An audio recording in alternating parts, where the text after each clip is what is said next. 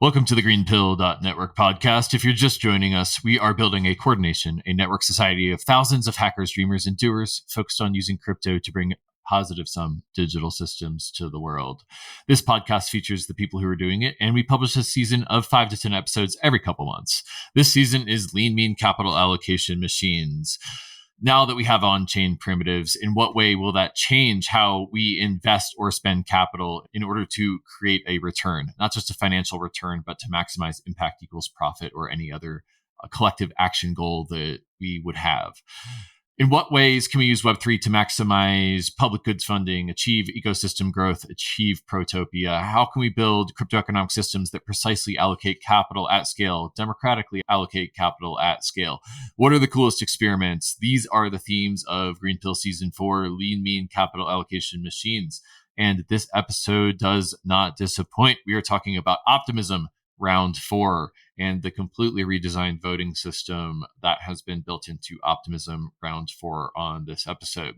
For those of you who've been following the public goods funding space and the ecosystem growth space over the last year, Optimism and retro funding has really been definitional in creating momentum around airdrops for public goods funding and for ecosystem growth, building the superchain, building the Optimism ecosystem with token economic rewards for people who are building good stuff in the Optimism and Superchain ecosystem. So our guests today are Jonas from the Optimism Foundation and Carl Cervone of the Open Source Observer ecosystem. Carl told me the way to pronounce his name is Cervone. So hopefully I'm getting that correct. And shout out to Carl's parents who listen to the Greenpill podcast. What's up? Thanks for taking an interest in what we're doing with capital allocation and public goods funding in the Web3 space. All right, this episode with Jonas and Carl is all about round 4 and metrics-based voting, which I think is a new primitive that is quite mind-blowing for doing retro funding. So I think you're going to enjoy this episode with Jonas and Carl Cervone.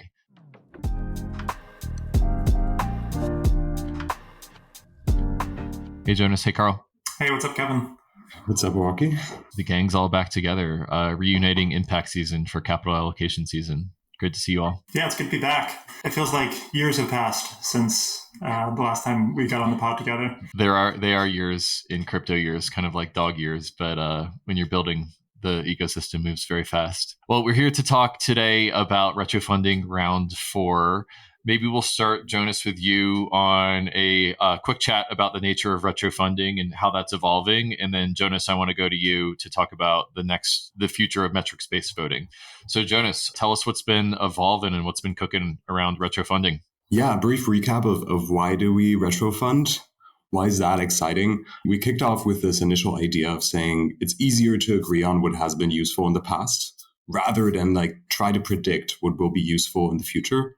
It's kind of at the core of this. So the idea is predicting what technology will be impactful is very hard, right? Most startups fail. Even VC funds have a high failure rate. And so how could we do any better? And then if we only care about the things that have already shown impact, that is much easier to figure out. That's kind of the primary point.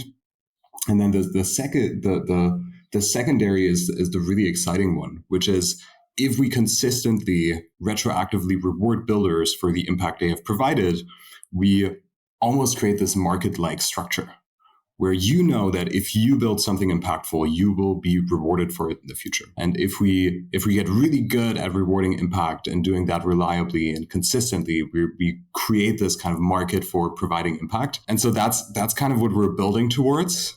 What we've done after round 3 is kind of change the program. So you remember maybe round 3 of retroactive public goods funding was this round where we rewarded all kinds of things, everything from developer tooling to on-chain builders to OP stack contributions or Ethereum client teams. And now what we're doing is each round has a specific scope, the specific topic. And with the upcoming round 4, we're talking about rewarding on-chain builders, the people that build and deploy applications on Optimism, so on the superchain. This is Base, this is OP Mainnet, Zora, Moat, etc. Yeah, that's my brief spiel of what has evolved, and I think we're now going to chat about some exciting stuff that we're shipping for round 4. All right, that's a segue to you, Carl. What are we doing for round 4? Yeah, so we're doing a lot of things. I think as Jonas mentioned, the most interesting change here is that instead of voting on individual projects, people are going to be voting on the metrics themselves. And then based on the metrics that they weight, that's going to determine the allocation. I don't think anything like this has really been tried before. So it's very experimental. I think the other really important thing to call out at the beginning is that over the past 6 months, the size and the breadth of the optimism ecosystem or the superchain ecosystem has grown exponentially. So back in retrofunding 3, it was basically activity that was on Optimism mainnet, or that was kind of closely associated with Optimism. And Base was kind of a new thing on the side, right? And since then, Base has really become the center of gravity for a lot of the activity on the superchain. Plus, you now have at least 4 new chains that have kind of entered the scene since then. And even since we began working on the retrofunding 4 metrics, there have been new chains that have appeared even since then. So, every 3 months or so, I think the number of chains and the size of the ecosystem is going to be growing by orders of magnitude. And so one of the challenges about that is that in order to look at activity across all of these chains, you need to create this kind of unified event model. So some way of kind of looking at all of the different activity and trying to unify certain things. So if a team is working across all of the chains on the superchain, how do you reflect that somehow? If there's an address which is doing things on Base and then doing things on Optimism, should that count as a distinct user, or should you treat each address on each chain as something unique? And so those are some of the pretty important things that we had to figure out at the very beginning, how to have some consistent metrics that would reflect activity anywhere on the superchain. And so working together with a variety of partners, obviously we work very closely with the foundation and with the OP Labs data team. We also worked very closely with Gold Sky as a data partner that was able to provide access to very clean trace and transaction data for all of the OP stack chains, and then a number of kind of third-party providers like Gitcoin Passport and OpenRank. We were able to kind of build out this unified event model for tracking different types of activity across the superchain. So that became this really interesting foundational data set. And then on top of that, we would work with the Agora team and the Charmverse team to identify projects as they applied. And then as they submitted their different contracts and GitHub repos for verification, we'd make sure that all of that was being indexed and we could derive metrics from that. So that was kind of all of the work behind the scenes to get just the basic mapping between who's doing what and where on the superchain you can see signs of that impact. All of that is effectively, it should be invisible. That stuff should really be behind the scenes. The important part, and I think one of the real successes that we have here, is that once you have that kind of a unified event model, you can have really good discussions about what type of impact you care more about. And so there have been really good debates about what constitutes a trusted user. What are the types of signs that you might be able to get from their social graph, or they might be able to get from their wallet activity that would constitute a trusted user across the superchain. There have also been really good debates about, do we care more about pure network growth metrics like gas fees and absolute transaction numbers? Or do we care more about the quality of apps and user interactions? And so previously, a lot of the debate was about, do I like this project more than that project? And now the good thing is that the badge holders and the community members are having really substantive debates about what defines a trusted user. Do we care more about pure network growth or the quality of activity that's on the network? Do we care more about onboarding new users or ensuring that there's a really good experience for the users that are already here? These are the types of impact-related discussions that are happening now. And again, that will be the thing that badge holders are voting on this time, is what types of metrics they want to reward more. Jonas, tell us more about metrics-based voting and why you're excited about it. I think this all started with a quote from Carl a year and a half ago, something like that, where he said, badge holders, so the voters in retrofunding, are not badge holders because they know the intricacies of each project, right? They know the details of each project that applies and everything that they've done, etc. But rather, they are within this trusted role because they really care about the health of the ecosystem and they're there to really enforce the values of the ecosystem. And this got us, I think, on this path where we were thinking about how can we become more measurement driven? So how can we transition this program to something that feels very vibes driven, to something where it feels like we're actually measuring the impact and we can show how the measurement works. And this is important not only to scale the voting system to allow us to reward more projects, but it's really important for the predictability of projects that are building something. If you go to a project and you're saying, we have this voting system where 100 people essentially submit their opinion about how much on-chain activity you've driven, that's probably way less credible for them or something they feel like they can rely on. And if we do something where we say, we are measuring your on-chain activity and here are the types of measurements we're doing and you're getting rewarded for that, that is something projects can count on.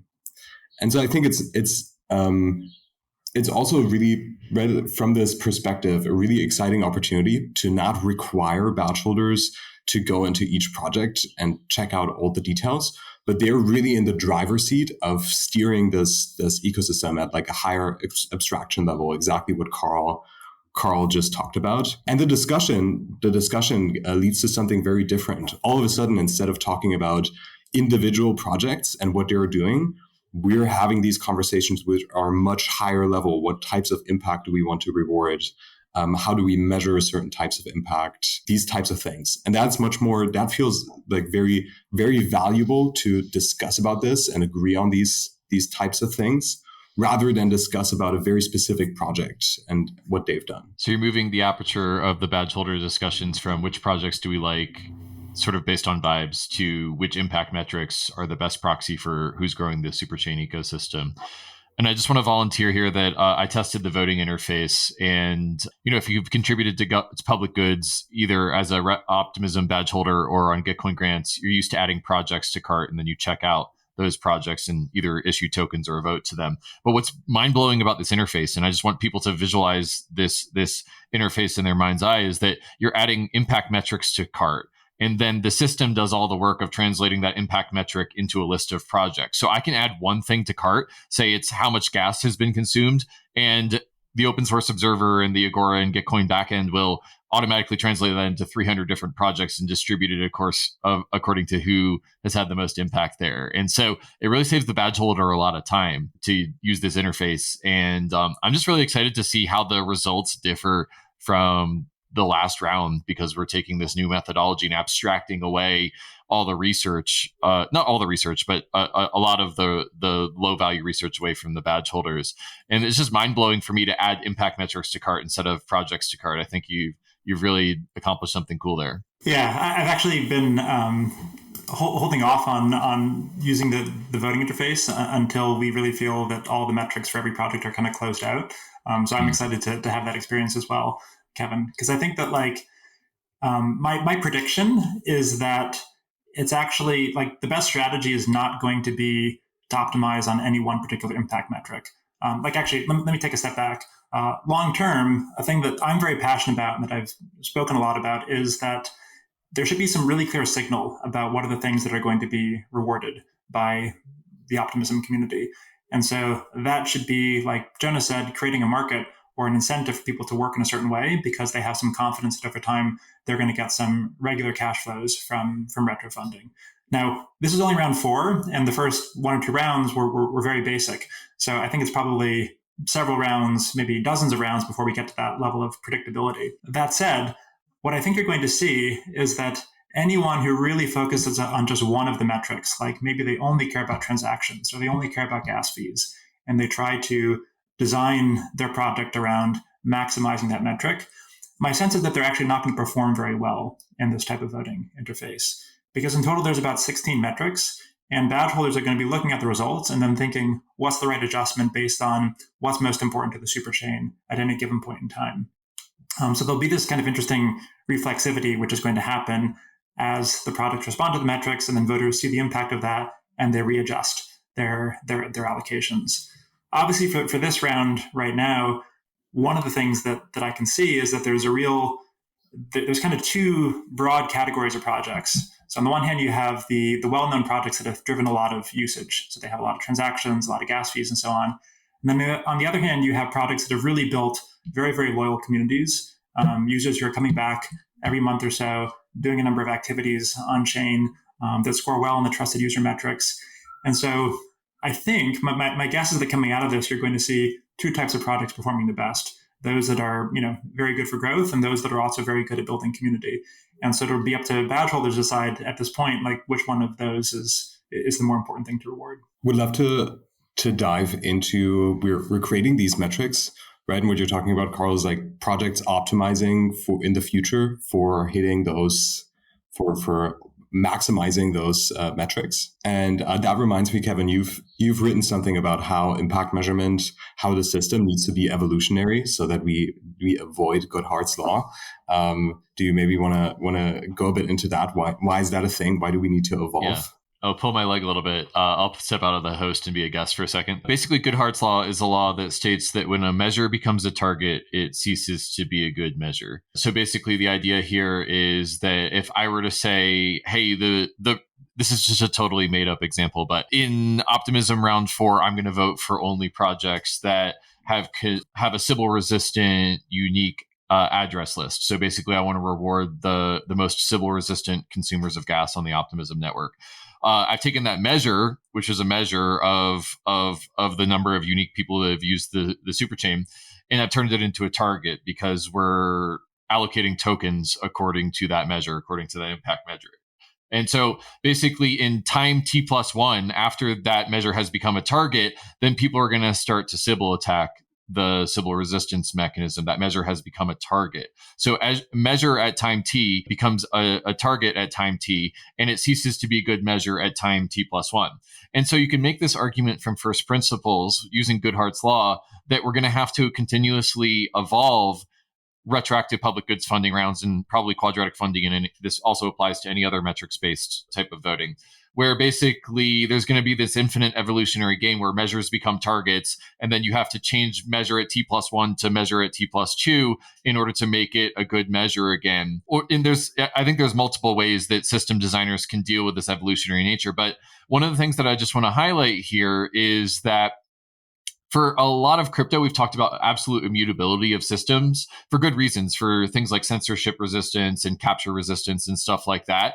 But I think it's really interesting to think about designing these systems such that they're capture resistant and censor resistant and immutable at some level, but the metrics can be evolutionary to accommodate for Goodhart's law and this infinite evolutionary game between the people who are doing good work and the people who are sort of attacking it in order to airdrop farm or whatever. Anyway, so I wrote a Gov post on this entitled Public Goods Funding Must Be Evolutionary, in which I made an argument from first principles that we'll always have to evolve. And yeah, I mean, maybe in the next metrics-based voting round, we can actually play with some of these things and look at how metrics becoming targets affects the behavior on chain. Is that what you're hoping to get out of your brief stint in the host chair and asking me that question, Jonas? Yes, 100%. So what we're saying is kind of Carl is already exhausted from all the work and getting the metrics for this round, and now it only continues in trying to evolve the metrics to still be good measures.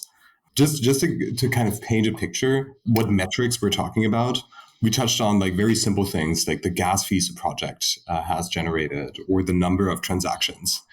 But we also leaned a bit into more esoteric stuff to try to measure something that goes beyond Sybil resistance. Yeah, I think one of my favorites, maybe we can talk about trusted user model, but one of my favorites has been something fairly new, which we called in our exploration Vitalik rank.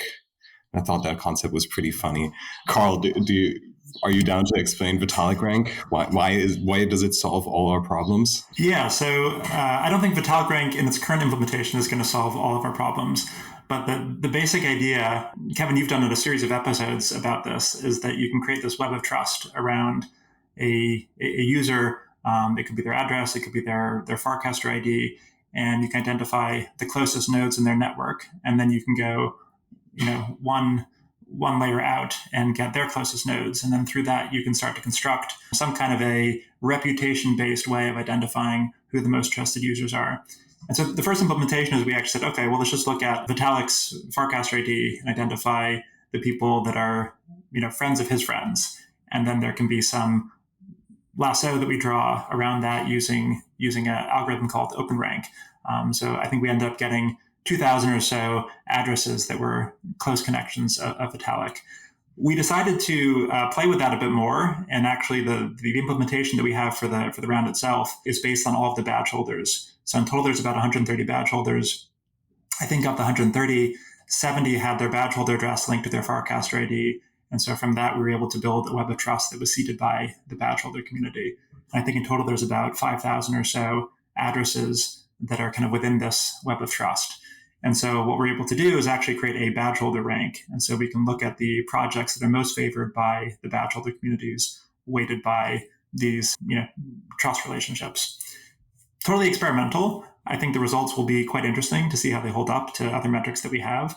But obviously, this opens up a really interesting, potential future where maybe instead of actually going in and voting, you are going in and looking at your own rank and using that to determine what your portfolio is and making adjustments. All sorts of interesting possibilities open up here. So the future kind of looks bright, especially with all the different data sources that are combined here.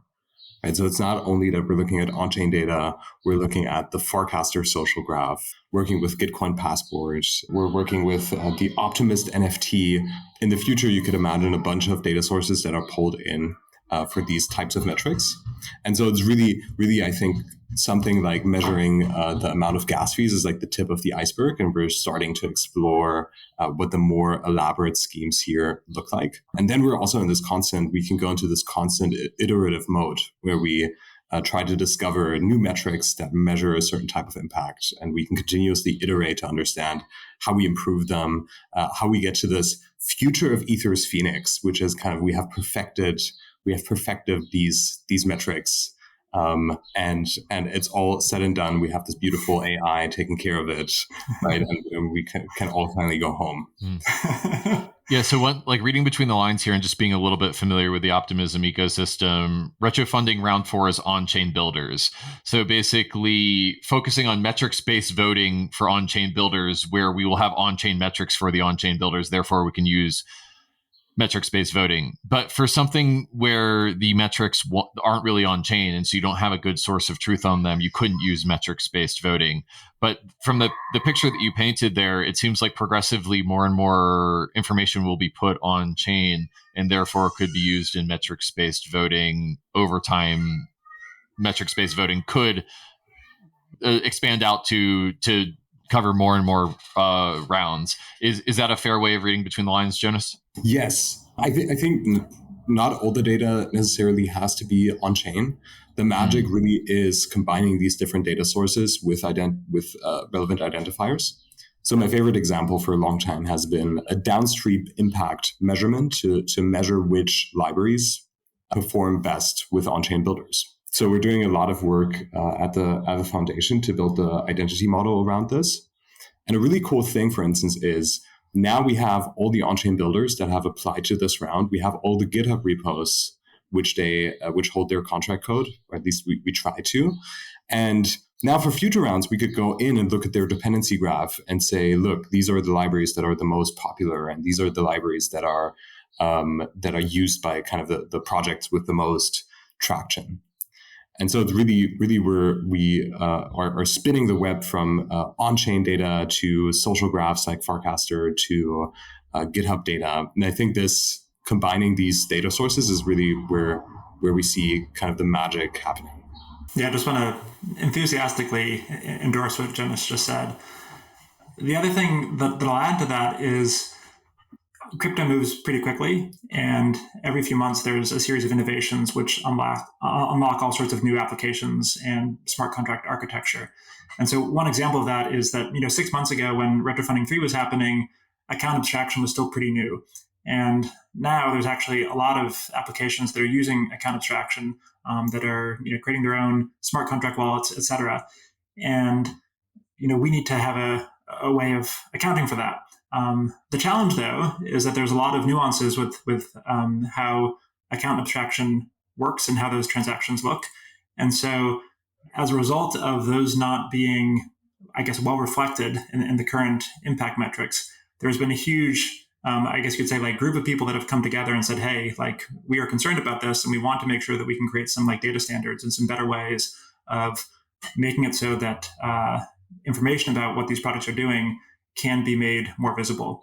And so what I'd like to see, hopefully, is that the next time we do this, there are entirely new data sources which allow, novel forms of, novel architectures to be much more discoverable. And we can have metrics that are based on top of those.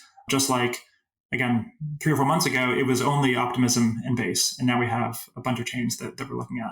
I'd like to see, the evolution of the trusted user model, the evolution of how we assign impact, being able to build on top of these community source data sets and these kind of responses to there not being good data publicly available. Well, let's solve that problem. Let's make it available. Yeah, we're getting into the territory of what was hard, or what is hard around running around like that, based on standardized measurements.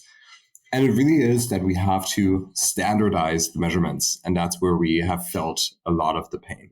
So I spent weeks talking with builders and explaining why their particular project is either not eligible or will not perform well.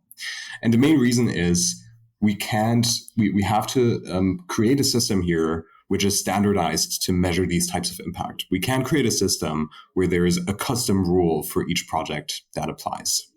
And because of this need to standardize, some projects that are really impactful might not qualify just because they are building their application in a very particular way.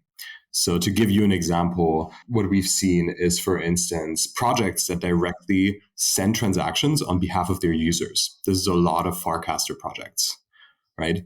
In this case, for us, right, we trust these projects, and I'm sure, right, if they're telling us they're sending these hundreds of transactions on behalf of their users, that's probably correct.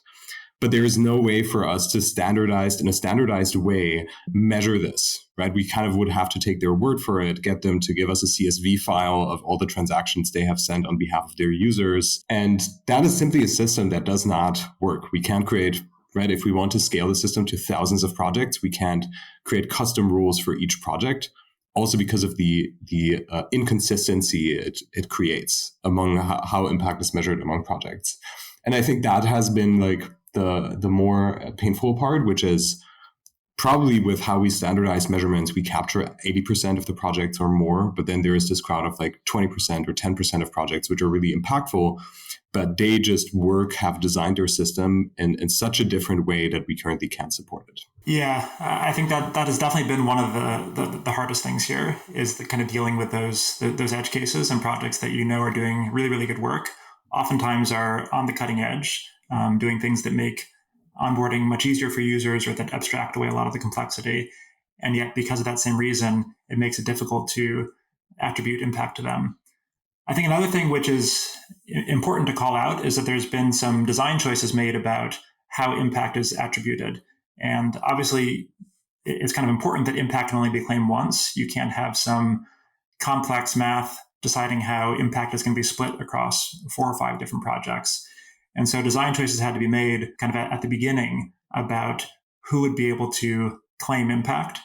And in some cases, that means, like, as Jonas said, if people are doing peer-to-peer transactions, there's no way of being able to claim that impact. If someone is using a factory deployed by Zora or another NFT platform, then that impact is, in this case, attributed to the team that deployed the factory contract. So there's a number of examples of this. What I'd like to see, hopefully, is that some of the recipients of retro funding, they then find a way to find their own mechanism for paying that forward and identifying users who have actually driven a lot of that growth, builders who have been kind of interacting with their factories or are kind of responsible for the metrics they did well in, and they can pay that forward in some way. Kind of going back to what we said at the beginning, it's really, really difficult, even where things are now, for badge holders to have a sense of what all these projects are doing across 6 chains. I think right now it's like 500 projects that had to be reviewed, of which roughly half made it through. And even then, this being a very knowledgeable group of badge holders, there are a lot of projects that had a lot of activity that people had never seen before. And they had to kind of learn about what they were doing and so on in order to make a review. If you extend that out in both directions, so the things which are upstream from that, as well as the things which are being used directly by creators, it's going to be very difficult for these, for badge holders to have a informed view on each of those projects. And so hopefully what happens here is that larger protocols, again, Zora being a good example, they find a way to embody the same spirit of retrofunding and identify the builders and the creators that have had the most impact and pay it forward. Yeah, we walked ourselves into a really tricky topic here, which is I think Zora was a perfect example because it essentially was how much impact should be attributed to Zora and how much impact should be attributed to the users who are creating NFTs via Zora, right? And that's kind of almost like a subjective decision that you're making here, right? Should Zora be able to claim that impact or should the users? And then that should be consistent, right? We don't want to make case by case decisions. And I also don't think that retrofunding, Optimism's retrofunding, is a good body to decide for Zora what should be done here. And so what feels right here is establishing a standard for how impact is attributed. What we've done now is attributed to the factory. So if you're creating an NFT via Zora, that impact is attributed to Zora as the protocol. And then, as you said, Carl, we would love to see this explosion of more retrofunding programs.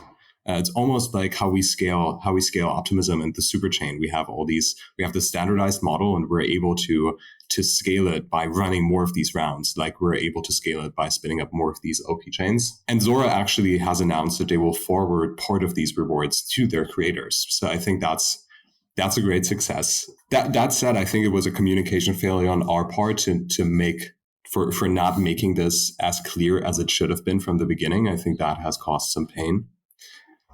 But on the part of spinning up hundreds of retrofunding rounds, pulling back on the host, Owaki, you have this beautiful diagram of this stream of rewards running through a lot of retrofunding rounds. How do we use this to scale public goods funding? Yeah, I mean, I think that in some ways, if you zoom out from one retro funding round, you can almost think of like a retro funding round as like a neuron. AI is hot right now, so I'm going to call them neurons, where they basically take in money and data and they spit out a bunch of recipients of that funding. So retro funding will take in millions of OP and then spit out, like, almost think of it like a sprinkler. It spits out tokens to other places. And one of the interesting things we saw circa of retrofunding 3 is that people took their retrofunding rewards, and instead of just putting them in a Gnosis safe and sitting on them, they distributed them out into their communities. We had people doing retro funding on top of the retro funding. And so when you zoom out, each retro funding or QF round or any other type of round is kind of like a neuron, and then you plug them into each other and they sort of make like a circuit in which we're sprinkling out public goods funding to hopefully to more and more people in more and more legitimate ways. And what I would like is for these millions of OP and millions of ETH that are spread on Gitcoin, millions of dollars worth of ETH, to be spread out to the edges of the ecosystem, to the people who are having the most impact. And you can do that by stacking rounds on top of each other. So really quick shill for easyretropgf.xyz, which I think we'll probably have to change the name to easyretrofunding.xyz soon, where you will be able to do metrics-based voting on retro funding rounds soon. TM. The goal is to take what we discover in round 4 and eventually offer it to anyone in the ecosystem that wants to do metrics-based voting in their ecosystem.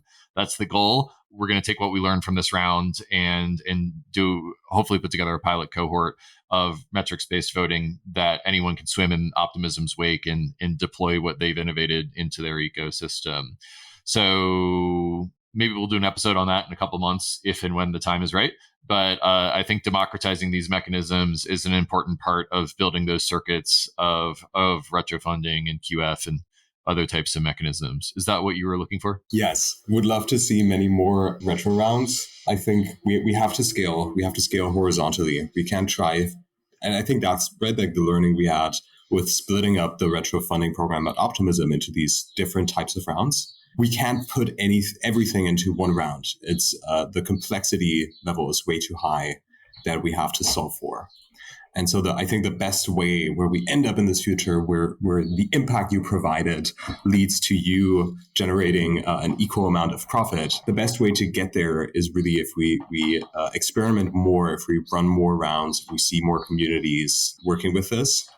So I think it's essentially the more rounds we see, and the more we see this like onward giving of retro funding rewards to projects' own community, the better this thing will work out. One thing that you were kind of touching upon earlier that might be good to mention again is that even though this round is very much focused on Metrcis, the one that comes right after is an entirely different mechanism. It's going to be focused on, I think it's a impact jury or a group of people that have kind of proven reputation and I guess contributing to the OP stack. They're going to be doing the voting. And then for the developer round, it kind of goes back to Metrcis based. And then for the governance round, it goes back to there being some kind of a impact jury. And I think it's very important, again, that like these are experiments where there's real funding which is being deployed. So there are like real incentives here. And they are trying out different mechanisms and very, very quickly trying to incorporate the feedback about what works and improve on it. So I know a lot of people are kind of looking at this and saying, oh, my goodness, I didn't qualify for retro funding 4. My hopes are dashed. I don't think they should have that takeaway. I think they should continue to lean in, offer their feedback. If it's a question of the data not being there, making so that data is more accessible and continuing to shape the program. Because, again, one thing I've definitely seen is that there's a lot of willingness to learn and improve and to make sure that each round is fixing some of the problems that I've identified from previous ones. Yes, this is an infinite game where we try to improve round over round. And this year we're testing a bunch of different designs here, like you said, Carl, which I think is really, really exciting. We're also getting towards, for the upcoming rounds, getting more scientific. So we're going to do some A/B testing where one side of the voters vote within a particular design and the other side of voters do not. So these kinds of experiments will be really, really fun to see. I think overall, it's always like this clash where we are thinking about this program as to like the next 10 rounds that are coming and how can we improve and iterate. And I think obviously from perspective of somebody just participating in a round, it tends to feel like this is now the model and this is how it's going to be forever. And so, yeah, just restating what you said, Carl, I think if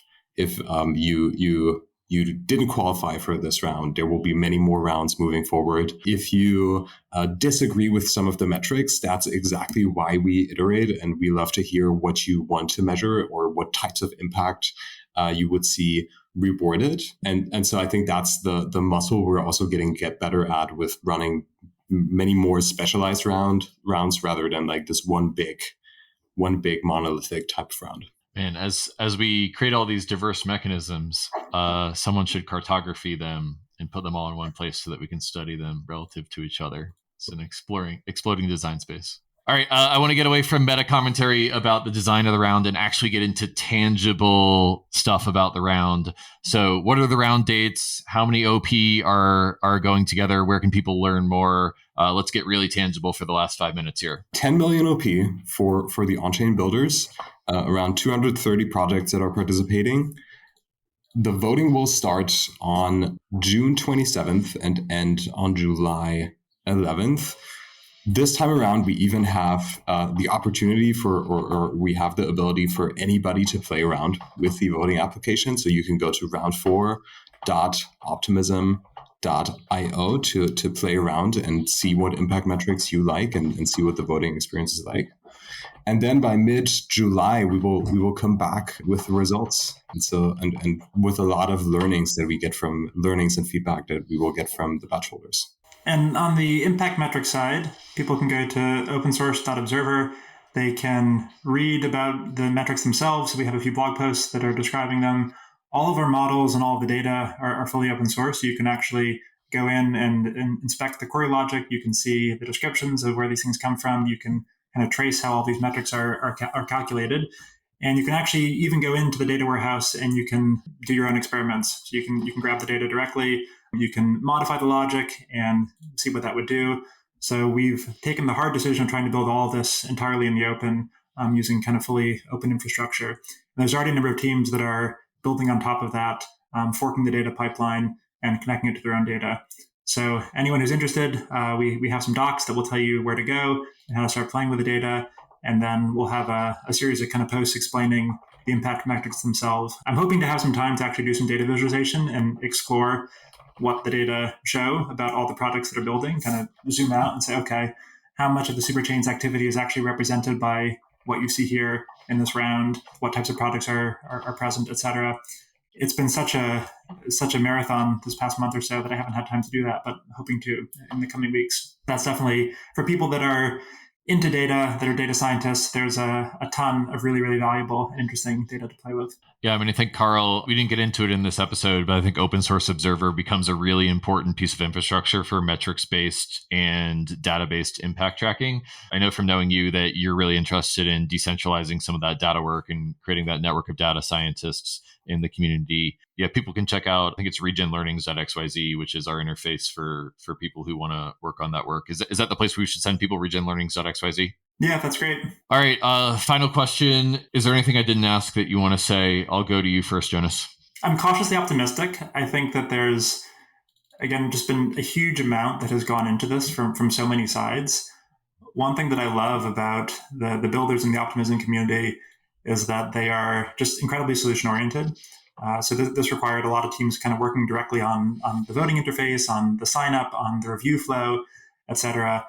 And just the desire to do the right thing and to not necessarily like the fastest thing, in many cases, the most thorough and the most comprehensive way of kind of fixing a problem or looking at stuff has been what people have chosen consistently. And so I just continue to be really impressed and blown away by like the integrity and the values of the people working on this. I'll also say that just like, for me, I get to interact with a lot of projects through their pull requests and through trying to understand what they're doing and how to make sense of that. And it's also just been like really, really inspiring to get a kind of a broad canvas of all of the projects that are building here and what they're trying to do. Again, you kind of open yourself up to being spammed and there being potential attacks and so on. Obviously, there's a little bit of that, but I would say that like in general, the quality of people that have showed up and the effort that they're putting into getting this right is really amazing. So again, it's only one experiment. This is a very long game. It's a repeated game, but I'm pretty optimistic that there are going to be some very valuable learnings and there's going to be some pretty interesting results that come out of this. It takes a village to summon Ether Phoenix. Just echoing what you said, Carl, it really was a big effort of our friends at Agora who built the whole sign-up flow to collect all the artifacts that we need to do this metric-based approach. Obviously, Carl and the Open Source Observer team creating all these metrics, getting all the data pipelines right, etc. That was a huge lift. Many more people that have contributed here. The badge holders are continuously giving feedback, shaping the impact metrics together with the OS Observer team. The Gold Sky team for providing the data for this. The Gitcoin, how could I forget the Gitcoin team building the voting client that is making all of this happen. And then the Optimism Foundation team, a lot of people have put sweat and tears into making that happen. I'm a big fan of bold experiments. I think this is a bold experiment. Thus far, I think we feel very I feel very confident in it. But we will, I think, know best once we get people voting and get a sense of how the kind of broad public feels about this. I think our intention here remains the same. We're really interested in pushing the space forward, getting to a future where within these networks, like Optimism, like Ethereum, we have public goods funding baked in. And we have this really credible way that we're rewarding contributors. And I'm hoping that this experiment that we run here is a step closer to that. And I think anything that we learn here and anything that goes wrong will only be another learning opportunity for us to get closer to Ether's Phoenix and making sure impact equals profit. Yeah. And, I guess I'll just step out of the host seat and just answer my own question for a second. I'll just say that, like, it's been really fun just to watch the evolution. You guys are making really bold bets, Jonas. Like, I look back and I reflect on Gitcoin and I'm like, shit, we should have been making bigger bets a lot of these times. And so kudos to you for really dreaming big with this metrics-based voting stuff and not just copy pasting what you've done before. I think I'm taking inspiration for that as we're rebuilding Gitcoin 2.0 for the future. And then the other thing I just want to call out is this philosophy of practical pluralism. Agora, Charmverse, Optimism, Gitcoin, Open Source Observer, we're like the Fellowship of the Rings. Like, you've got my sword, you've got my axe, and it's just cool to see it happen. I had Orrin McMillan on the podcast 2.5 years ago, and we wrote this essay called Practical Pluralism, which is all about taking the philosophy of client diversity that exists at the ETH layer 1, where Geth and Lighthouse and Nimbus and all these ones interoperate for the good of the Ethereum network, taking that and bringing it into other parts of the stack where we don't build fiefdoms or like empires, but we just do one thing and do them well, and we combine the modular components together. And like, it's just cool to see it coming together under the banner of the superchain and optimism and retro funding. And, I hope to see it force multiply in the future. This model of working is completely new, working in public, working in practical pluralism, and we can just accomplish so much together. So that's what's cool to me about this. I mean, there's lots of things that are cool, but that's what's cool to me about it. Yeah. Anything else to say about that before we wrap? I'm all good. Thumbs up from Carl. I tried to take us really practical down to the voting mechanics, and then we got like philosophical towards the end, but it's cool. It's because there's so much cool stuff happening here. All right. Well, we've got links in the show notes where you can check out opensource.observer to check out Carl's work. You can check out round4.optimism.io. And then, as always, you can find each of us and our Twitter bios in the show notes. Jonas, Carl, thanks so much for coming on. Looking forward to having you back, hopefully after round 4, to do a postmortem, or maybe before round 5.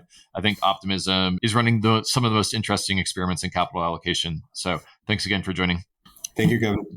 Thanks, guys. Alrighty. We just heard from Jonas from the Optimism Foundation and Carl Cervone of the Open Source Observer ecosystem on retro funding for... I'm just so excited about retro funding. I think Metrcis-based voting is mind-blowing, and this is the kind of stuff I live and breathe every day. And so hopefully by having a podcast about it, I'm decentralizing my knowledge to all of you. And hopefully you're enjoying listening to the Greenpill podcast for that reason. Again, we are studying and building and beaming into existence a coordination, a network society of thousands of hackers and dreamers and doers focused on using crypto to bring positive sum digital systems to the world, like Carl Cervone and Jonas. If you value our work, you can collect this episode. Go to pods.media/greenpill. Then you can collect all episodes from Impact Season.